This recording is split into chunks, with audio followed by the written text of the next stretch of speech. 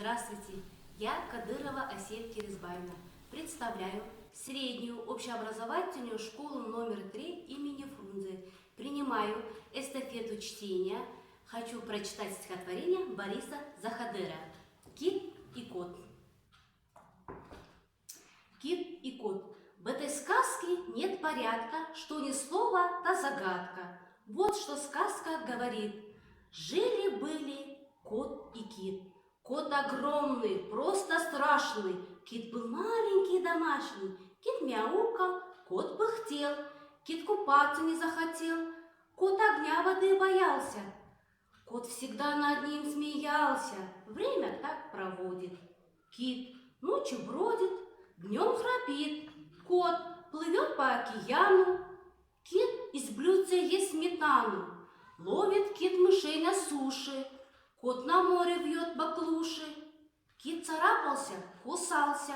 Если ж бы не равен сбор, от врагов своих спасался, залезая на забор.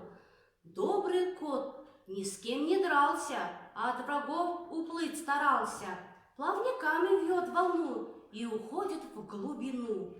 Кит ловил залезть повыше, ночью песенки пел на крыше. Позовешь его кис-кис, охотно спрыгнет вниз. Так бы и все продолжалось, без конца сама собой. Развязка приближалась, в море вышел китобой. Зорко смотрит капитан, видит, в море вьет фонтан. Он команду подает. Кит, по курсу, полный ход. Китобой подходит к пушке. Пушка — это не игрушки, я скажу на чистоту. Не завидую киту. «Мама, мама!» — крикнул китобой. Отскочив от пушки, что же это, хвост трубой, ушки на макушке? «Стоп, машина! Брось, урод! Эй, полундра! В море кот!» «Успокойся! Что с тобой?» «Я!» — кричит не китобой. «Доложите капитану, я стрелять в кота не буду. Наказать я сам готов, тех, кто мучает, готов. Всем, дрожа как лист, телеграмму шлет радист. Всем, на нас идет чудо-юдо рыба-кот. Тут какая-то загадка, в этой сказке нет порядка. Кот обязан жить на суше. СОЖ, спасите нашу душу!» И в ответ на китобозу вертолет садится сразу. В нем ответственные лица прилетели из столицы. Доктора, профессора, медицинская сестра, академик по китам, академик по котам. С ним 70 студентов, 35 корреспондентов, 2 редактора с корректором, киноохранник с прожектором, юные натуралисты и другие специалисты. Все на палубу спустились, еле-еле разместились. Разбирались целый год, кто тут кит и где тут кот.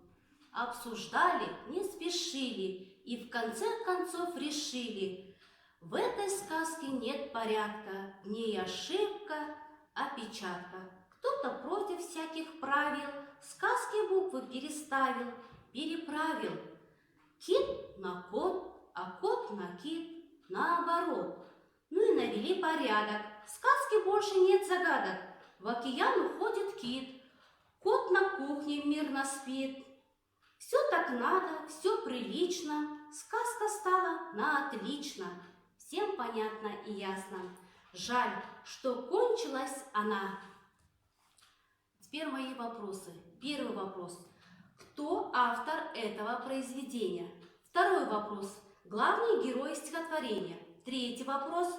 Хотели бы вы поменять кота на кита в реальной жизни?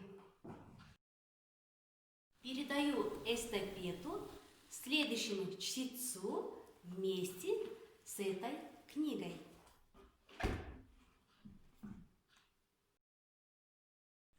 Это мой любимый писатель Борис Захадер.